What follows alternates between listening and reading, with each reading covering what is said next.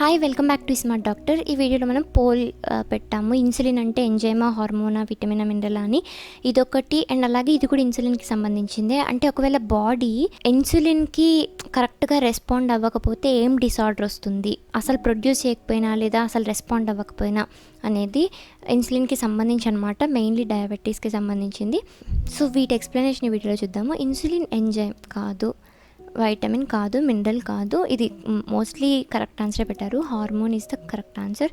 And అలాగే what is the disorder in which body does not produce enough, అంటే సరిపడా produce చేయట్లేదు లేదా ఇన్సులిన్కి ఎప్పుడు రెస్పాండ్ అయ్యే విధంగా నార్మల్గా రెస్పాండ్ అవ్వట్లేదు. అప్పుడు ఏం డిసార్డర్ వస్తుందంటే డయాబెటీస్ ఇన్సిపిటీస్ పెట్టారు. Most of the people diabetes అని ఉంది కదా అని చెప్పి ఇట్లా ఇన్సిపిటీస్ పెడితే దీనికి ఇన్సులిన్కి సంబంధమే లేదు తెలుసా.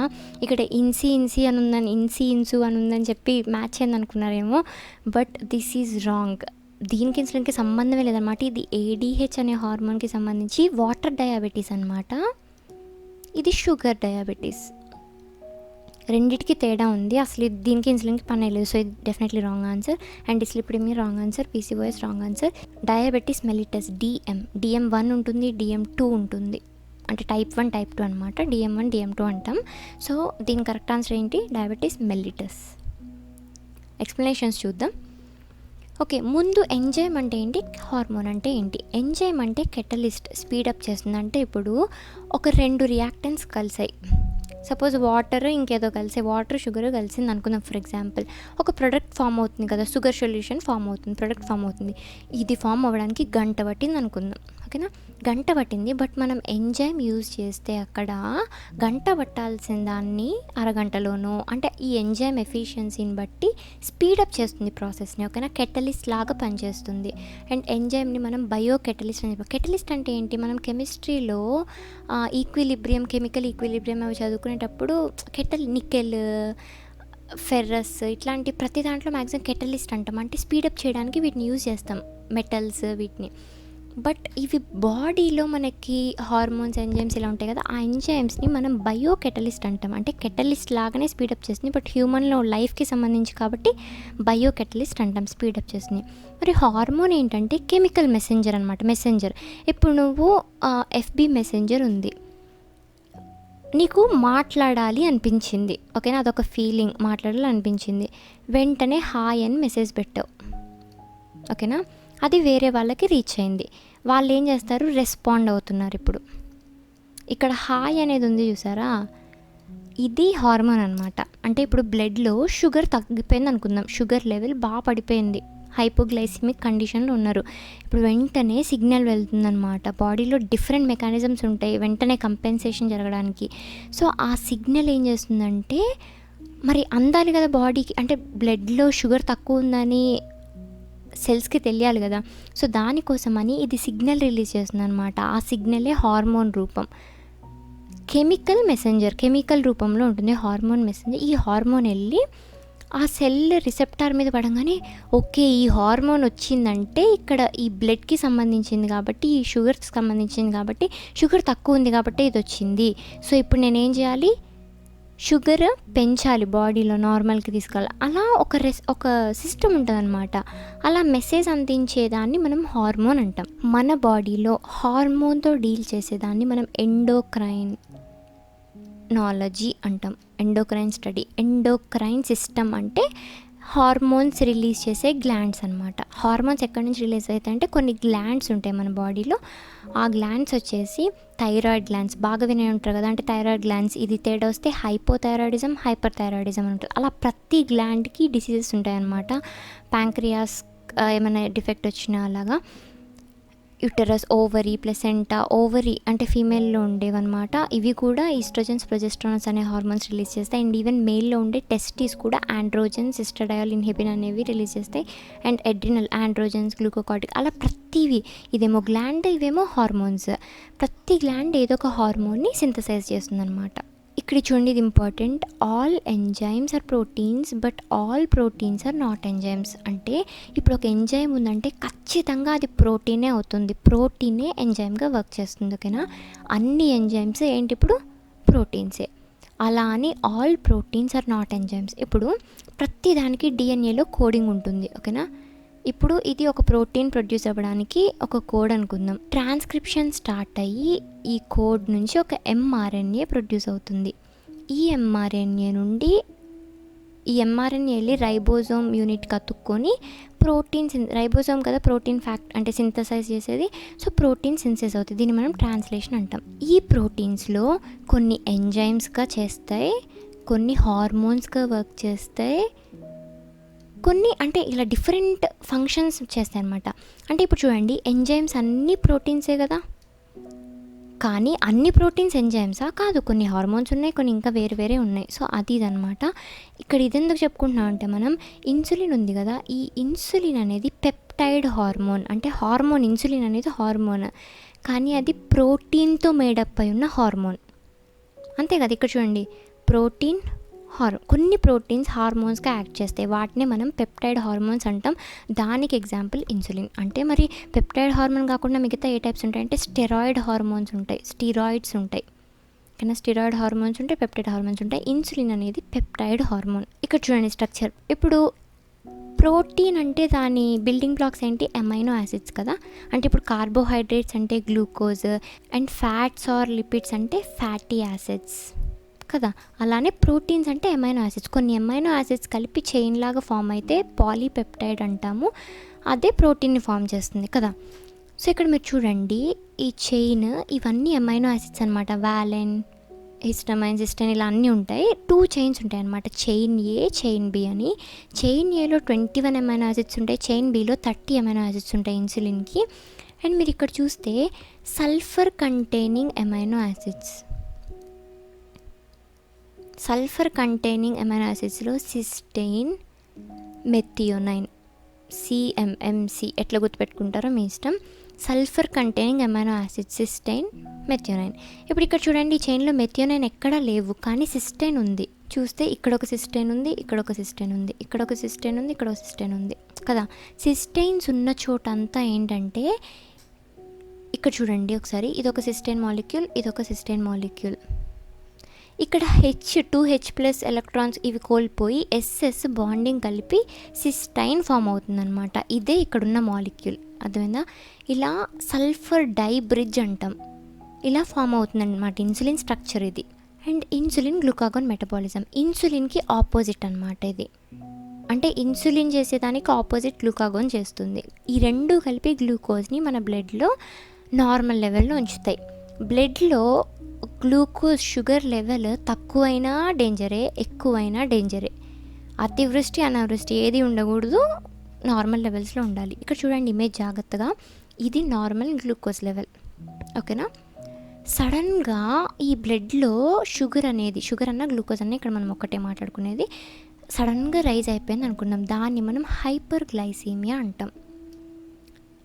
అండ్ ఒకటి గుర్తుపెట్టుకోండి, చెప్పడం మర్చిపోయి, ఇన్సులిన్ని రిలీజ్ చేసేది ప్యాంక్రియాస్లో ఆల్ఫా సెల్స్, బీటా సెల్స్, ఇక్కడ డెల్టా ఉంటాయి, బట్ మనం ఆల్ఫా బీటా మాట్లాడుకుందాం. ఆల్ఫా వచ్చేసి గ్లూకాగాన్ ప్రొడ్యూస్ చేస్తుంది, బీటా వచ్చేసి ఇన్సులిన్ ప్రొడ్యూస్ చేస్తుంది. ఈ రెండే గ్లూకోజ్ని చూసుకుంటాయి. ఎలా చూసుకుంటాయి ఇప్పుడు మనం చూద్దాం. ఇప్పుడు బ్లడ్లో హైపర్ గ్లైసీమియా అయిందంటే, బ్లడ్లో బాగా గ్లూకోజ్ ఎక్కువైపోయింది, వెంటనే ప్యాంక్రియాస్ రికగ్నైజ్ చేసి ప్యాంక్రియాస్ ఇన్సులిన్ని రిలీజ్ చేస్తుంది, ఓకేనా. ఇన్సులిన్ని రిలీజ్ చేసినప్పుడు ఏమవుతుందంటే, ఈ ఇన్సులిన్ వెళ్ళి మనం ఇందాక మాట్లాడుకున్నాం కదా, హార్మోన్ ఇన్సులిన్ అంటే కెమికల్ మెసెంజర్ వెళ్ళి మెసేజ్ అందిస్తుంది. అరే చూసుకోరా బాబు, బ్లడ్లో గ్లూకోజ్ ఫుల్ ఎక్కువైంది అనగానే సెల్స్ ఏం చేస్తాయి, ఇప్పుడు బ్లడ్లో ఫుల్ ఉంది, పక్కనే సెల్స్ ఉన్నాయి, అండ్ లివర్ కూడా ఉంది, ఓకేనా.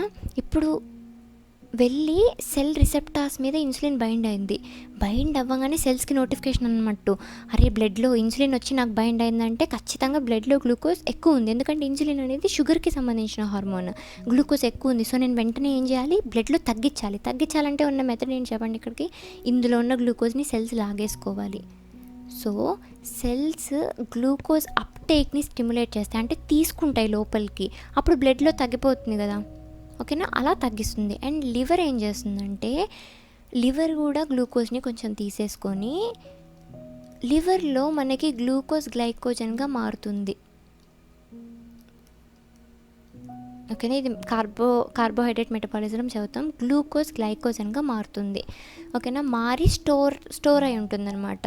ఇప్పుడు ప్లాంట్స్లో స్టార్చ్ రూపంలో స్టోర్ అయి ఉంటుంది కాంప్లెక్స్ కదా, అలానే ఇది గ్లైకోజన్ కాంప్లెక్స్ అనమాట. ఇందులో స్టోర్ అయి ఉంటుంది. అవసరమైనప్పుడు ఇది మళ్ళీ గ్లూకోజ్గా మారుతుంది.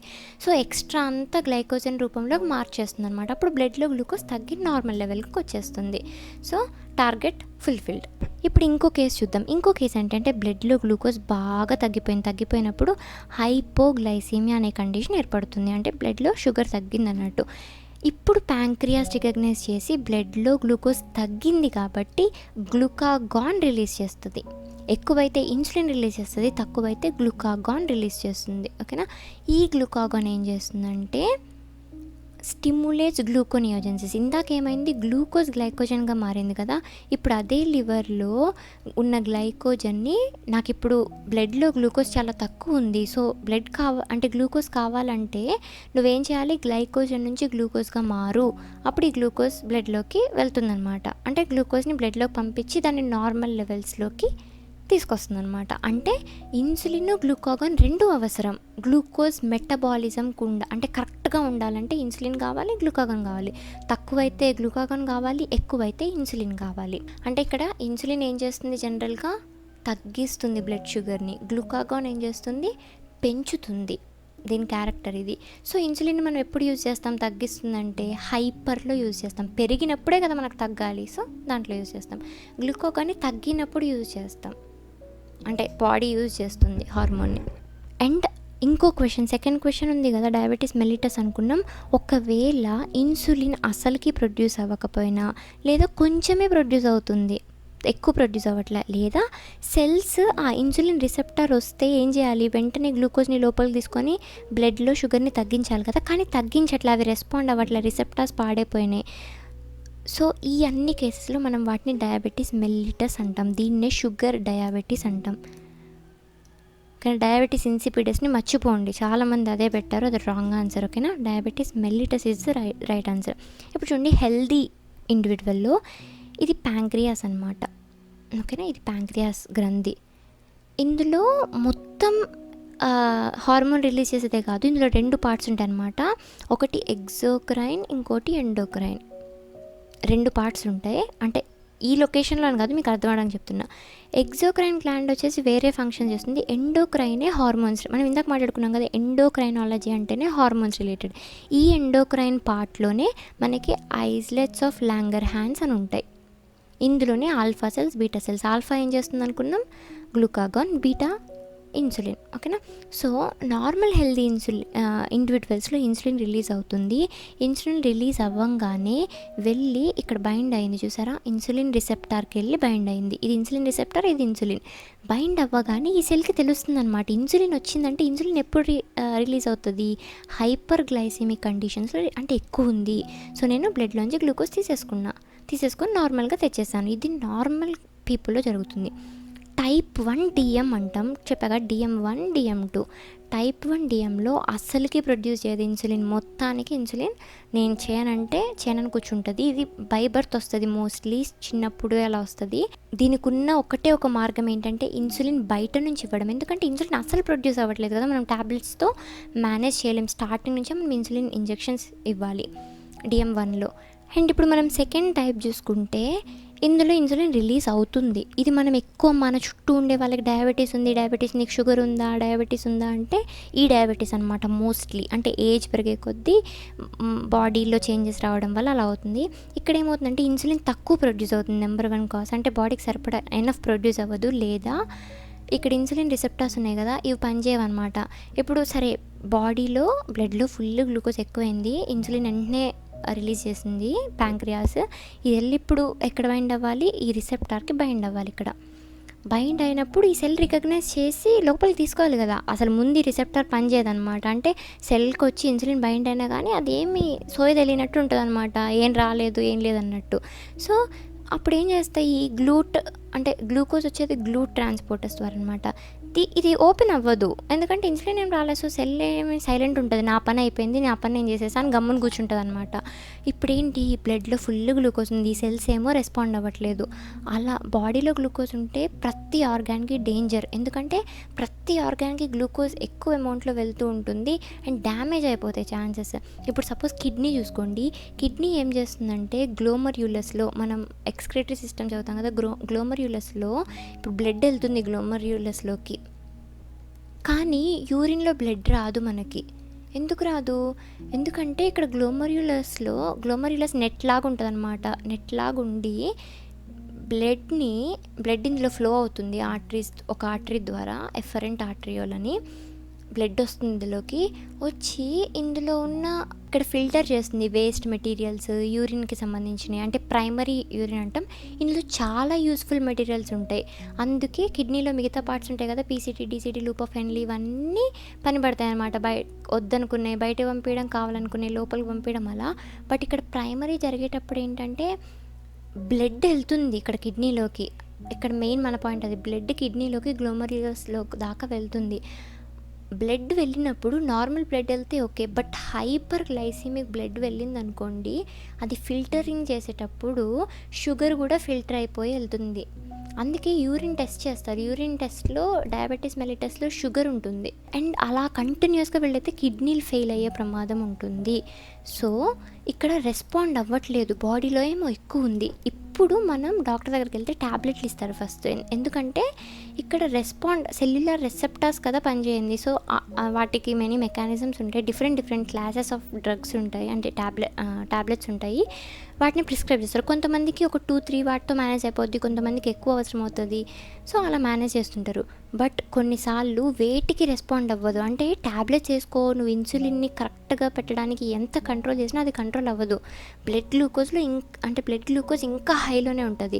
అలా హైలో ఉండి కంట్రోల్ అవ్వనప్పుడు ఇన్సులిన్ ఇంజెక్షన్స్, అంటే ఇన్సులిన్ థెరపీని ప్రిఫర్ చేస్తారు. కొంతమంది ఇంజెక్షన్స్ వేసుకుంటూ ఉంటారు కదా, థై మీద, ఇట్లా పొట్ట మీద అట్లా. ఈ డిఎం వల్ల ఏంటంటే ఒకటే ఒక ఛాన్స్ ఉందంటే ఇన్సులిన్ థెరపీ, ఎందుకంటే అస్సలకి ప్రొడ్యూస్ అవ్వట్లేదు. బట్ DM2లో ప్రొడ్యూస్ అవుతుంది, బట్ సరిగ్గా అవ్వట్లేదు. సో ఫస్ట్లో ఎవరికైనా డయాబెటీస్ వచ్చినప్పుడు వెంటనే ఇన్సులిన్ ఇంజెక్షన్ వేసుకోమని సలహా ఇవ్వరు, మరీ సెవియర్ అయితే తప్ప. ఫస్ట్ ట్యాబ్లెట్సే ఇస్తారు. మీకు తెలిస్తే మీ చుట్టూ ఉన్న నానమ్మలు, అమ్మమ్మలు వీళ్ళందరూ ట్యాబ్లెట్స్ వాడుతూ ఉంటారు ఫస్ట్. బేసికల్లీ ఎక్కువైతేనే ఇన్సులిన్కి షిఫ్ట్ అవుతారు అనమాట. సో ఇది టైప్ 1, టైప్ 2 ఇప్పుడు నేను చెప్పేసాను ఆల్మోస్ట్. మళ్ళీ మీరు కావాలంటే ఆపి చూసుకోండి. అండ్ డయాబెటీస్ కాంప్లికేషన్స్ చూసాం, మెయిన్లీ మన కిడ్నీస్కి చూసాం, పర్మనెంట్ కిడ్నీ డ్యామేజ్ అవుతుందని. కిడ్నీనే కాదు, ఎందుకంటే ఆ బ్లడ్ ప్రతి ఆర్గాన్కి వెళ్తుంది, హార్ట్ అటాక్ వచ్చే ఛాన్స్ ఉంటుంది. పెరిఫెరల్ న్యూరోపతి, అంటే లెగ్స్కి సంబంధించి న్యూరాన్స్ ఉంటాయి కదా, నర్వస్ డిసార్డర్ అనమాట. అండ్ డయాబెటిక్ ఫుడ్ ఇన్ఫెక్షన్స్ వస్తాయి షుగర్ ఎక్కువ ఉంటే. అండ్ డయాబెటీస్ వాళ్ళకి పుండ్లు తొందరగా మానవన్నమాట. ఏమైనా అయితే ఆ బ్లడ్ అంతా గ్లూకోజ్ వెళ్తుంటుంది, మొత్తం టాక్సిక్ అయిపోతుంది అనమాట బాడీ. అండ్ సెరిబ్రో వాస్కులర్, అంటే బ్రెయిన్కి సంబంధించిన డిజార్డర్స్ వస్తాయి. అండ్ ఎస్పెషల్లీ శుక్లాలు, బ్లైండ్నెస్ కూడా వచ్చే ఛాన్స్ ఉంటుంది. సో డయాబెటీస్కి కాంప్లికేషన్స్ ఉంటాయి. డయాబెటీస్ ఏంటంటే క్రానిక్ అనమాట, అంటే లైఫ్ లాంగ్. ఒకసారి వస్తే నువ్వు మేనేజ్ చేస్తూనే ఉండాలి దాన్ని నీ ఎండ్ ఆఫ్ ద డే వరకు. But prevention is better than cure కదా అన్నిటికంటే. దాంతో వచ్చి తంటాలు పడేదానికంటే prevention is always better. Prevention ఒకటి, హెల్తీ డైట్ తీసుకోవాలి, ఎక్సర్సైజ్ చేయాలి. స్ట్రెస్ వల్ల కూడా వస్తుంది, మనం చూద్దాం నెక్స్ట్ స్లైడ్స్లో. స్ట్రెస్ వల్ల కూడా డయాబెటీస్ వస్తుంది, ఆల్కహాల్ వల్ల కూడా డయాబెటీస్ వచ్చే ఛాన్స్ ఉంటుంది. సో మన హెల్త్ హ్యాబిట్స్, మనం యంగ్ ఏజ్లో ఎలా గడిపాము అనేది మన క్వాలిటీ ఆఫ్ లైఫ్ని డిటర్మైన్ చేస్తుంది. ఇప్పుడు చాలామంది స్మోక్ చేస్తారు, ఆల్కహాల్ విపరీతంగా తీసుకుంటుంటారు. అరే డేంజరస్ రా అంటే నాకేం అవ్వట్లేదుగా, నేను బాగానే ఉన్నా కదా అంటుంటారు. బట్ 40 ఏజ్ వచ్చేసరికి లివర్ సిర్రోసిస్ అని చెప్పి, ఆల్కహాల్ వల్ల హెపాటిక్ డ్యామేజ్ జరుగుతుంది, అంటే లివర్ పాడైపోద్ది, సిర్రోసిస్ వస్తుంది. ఫస్ట్ ఫ్యాట్ లివర్ వస్తుంది, దానికి టైం పడుతుంది అనమాట, కొన్ని ఇయర్స్ పడుతుంది టైం. మనకేం కావట్లేదు, నేను బాగానే ఉన్నా, బాగానే చేస్తున్నా అనుకుంటాం, బట్ ఒక్కటేసారి తిరగబడతాయి అనమాట. తిరగబడితే ఏంటంటే లోపల బాడీ మెకానిజమ్స్ అన్నీ ఇంటర్ కనెక్టెడ్ కాబట్టి ఒకటి తేడా కొడితే రిలేటెడ్గా చుట్టుపక్కలంతా డ్యామేజ్ అయిపోద్ది అనమాట. సో మనం హెల్త్ని కేర్ చేసుకోవాలి. హెల్త్ ఒకటి కోట్ ఉంటుంది ఏంటంటే, అనారోగ్యం వచ్చేదాకా హెల్త్ వాల్యూ మనకు తెలియదంట. హెల్త్ అంటే ఏంటి అసలు అన్నట్టుంటారు. సడన్గా రోగం వచ్చిందనుకో, ఫీవర్ వచ్చింది లేదా అమ్మో ఫీవర్ తగ్గిపోతే బాగుంటుంది, తొందరగా బాగలేదు అంటే ఒక రోగం వచ్చినప్పుడు మనం హెల్త్ని కోరుకుంటాం, అంటే దాని వాల్యూ తెలుసుకుంటాం. So always prevention is better than cure. మనం వెయిట్ ఎక్కువ ఒబెస్ అవ్వకుండా చూసుకోవాలి. వెయిట్ కరెక్ట్గా బ్యాలెన్స్లో, మీ హైట్కి తగ్గ వెయిట్ ఉండాలి. బిఎంఐ చెక్ చేసుకుంటూ ఉండాలి, కరెక్ట్ హైట్లో ఉన్నానా, ఓవర్ వెయిట్ ఉన్నానా. బిఎంఐ బేస్డ్గా బిఎంఐ క్యాలిక్యులేట్ చేయాలంటే మనకి వెయిట్ హైట్ కావాలంటే ఇంకో వెయిట్లో చెప్దాము. క్యాలిక్యులేట్ చేసుకొని ఆ BMI score, WHO BMI score చూసుకుంటే మీరు ఒబేస్లో ఉన్నారా, ఇంకోటి వెయిట్ ఎక్కువ ఉండి ఒబేస్ అయితే ఎంత ప్రాబ్లమో, తక్కువ ఉండి మాల్న్యూట్రిషన్ అయితే కూడా అంతే ప్రాబ్లం. మాల్న్యూట్రిషన్ అయితే ఏంటంటే ఇన్ఫెక్షన్స్కి చాలా ప్రోన్, ఏ ఇన్ఫెక్షన్ అన్నా రావచ్చు, నీకు మల్టిపుల్ ఇన్ఫెక్షన్స్ వచ్చే ఛాన్స్ ఉంటుంది. సో రెండు డేంజరస్. మెయిన్ ఒబేసిటీ అనేది రిస్క్ ఫ్యాక్టర్ డయాబెటీస్కి. సో ఒబేస్ అవ్వకుండా చూసుకోవాలి. అండ్ అలాగే రెగ్యులర్గా హెల్త్ చెకప్, ఎస్పెషలీ షుగర్. ఇప్పుడు అన్ని మెషిన్స్ వచ్చేస్తున్నాయి ఇంట్లోనే చెక్ చేసుకోవడానికి, బీపీ మానిటర్స్ అవన్నీ, బ్లడ్ షుగర్ చెక్ చేసుకునేవి అవి. సో మీరు చెక్ చేసుకోవచ్చు, లేదా హాస్పిటల్కి వెళ్ళి చెక్ చేయించుకోవచ్చు అప్పుడప్పుడు. అండ్ రెడ్యూస్ సాల్ట్ కన్సెప్షన్ తగ్గించాలి. అండ్ స్ట్రెస్ని రెడ్యూస్ చేయాలి. చాలామందికి స్ట్రెస్ వల్ల డయాబెటీస్ అనమాట. స్ట్రెస్ వల్ల ఖచ్చితంగా డయాబెటీస్ వస్తుంది. మోస్ట్ రీజన్ అనమాట అది కూడా ఒక diabetes factor. And increase activity level అంటే ఎక్సర్సైజ్, నథింగ్ బట్.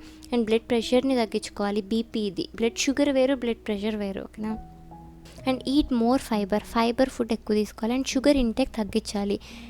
ఊరికే ప్రాసెస్డ్ ఫుడ్స్ తీసుకోకూడదు. బయట ప్యాకెట్ ఫుడ్స్ అట్లా, అందులో ప్రాసెస్డ్ షుగర్ ఉంటుంది కాబట్టి షుగర్ ఇంటేక్ని లిమిట్ చేయాలి.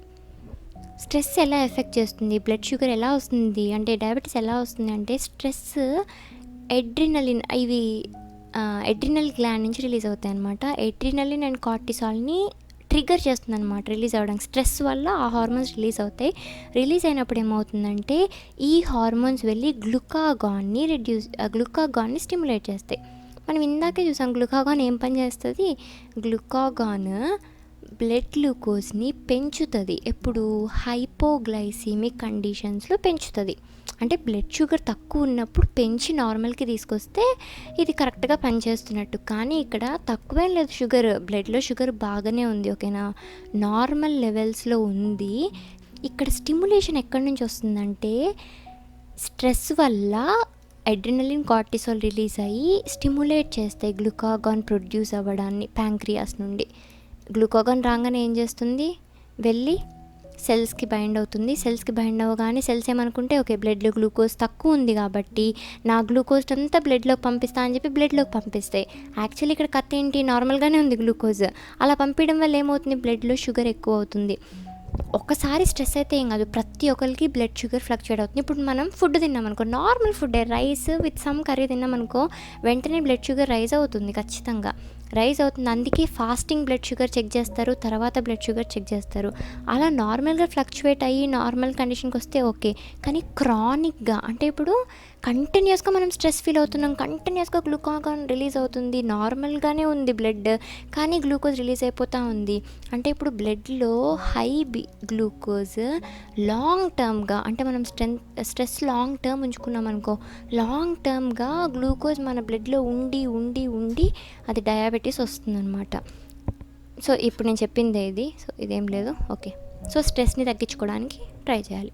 అండ్ ఇంకోటి, ఆల్కహాలిజం ఎలా లింక్ అవుతుంది అని. ఆల్కహాల్ ఇందాక మనం చూసాము, ఇన్సులిన్ డయాబెటీస్ మెల్లిటస్ 2 ఎప్పుడు వస్తుంది, ఒకటి ఇన్సులిన్ తక్కువ ప్రొడ్యూస్ అయినప్పుడు, లేదా ఈ సెల్స్ మీద ఉన్న రిసెప్టార్స్ పాడైపోయినప్పుడు. అంటే సెన్సిటివ్గా ఉండాలి ఇవి, అంటే ఇన్సులిన్కి సెన్సిటివిటీ ఉండాలి. అంటే ఇప్పుడు ఇది వస్తే రాగానే ఎమోషనల్ అటాచ్మెంట్ లాగా అనమాట. ఇప్పుడు ఎమోషనల్ సెన్సిటివిటీ ఉంటే ఎలా అటాచ్మెంట్ లాగా, రాగానే అటాచ్ అయిపోయి ఓకే సెన్సిటైజ్ చేసి గ్లూట్ని ఓపెన్ చేయాలి అప్టేక్ కోసం. కానీ ఇక్కడ ఈ రిసెప్టర్స్ పాడైపోతే డయాబెటీస్ 2 వస్తుంది అనుకున్నాం కదా, DM2. ఈ ఆల్కహాల్ రిసెప్టార్స్ సెన్సిటివిటీని కోల్పోయి పాడైపోవడానికి హెల్ప్ చేస్తుంది అనమాట ఆల్కహాల్, ఓకేనా. Your body less sensitive to insulin which is a trigger for type 2 diabetes. అలా ఆల్కహాల్ లింక్ టు డయాబెటీస్ అనమాట. ఇంకొక పాయింట్ ఏంటంటే, డయాబెటీస్ అనేది ప్యాంక్రియాటిటిస్కి సైడ్ ఎఫెక్ట్గా వస్తుంది. ప్యాంక్రియాటిటిస్ అంటే ఏంటంటే, ప్యాంక్రియాస్ ఉంది కదా, అంటే ఇప్పుడు మనం ఈ గ్రంథి ఉంది కదా, ఈ గ్లాండ్ ఇన్ఫ్లమేషన్ అవుతుంది అనమాట, మొత్తం పాడైపోయి ఇన్ఫెక్షన్ వచ్చేస్తుంది అనమాట. ఈ ఇన్ఫెక్షన్ ఎట్లా వస్తుందంటే ఆల్కహాల్ వల్ల వస్తుంది అనమాట. ఆల్కహాల్ బాగా తాగితే ప్యాంక్రియాస్ చెడిపోయి ప్యాంక్రియాటిటిస్ వస్తుంది. ఆ ప్యాంక్రియాటిటిస్కి ఒక సైడ్ ఎఫెక్ట్గా డయాబెటీస్ వచ్చే ఛాన్స్ ఉంటుంది. సో ఆల్కహాల్ ఇలా కూడా లింక్డ్. అండ్ అలాగే ఇంకొక లింకింగ్ ఫ్యాక్టర్ ఏంటంటే ఆల్కహాల్లో ఒక వెయిట్ గెయిన్కి కాంట్రిబ్యూటింగ్ ఫ్యాక్టర్ అనమాట.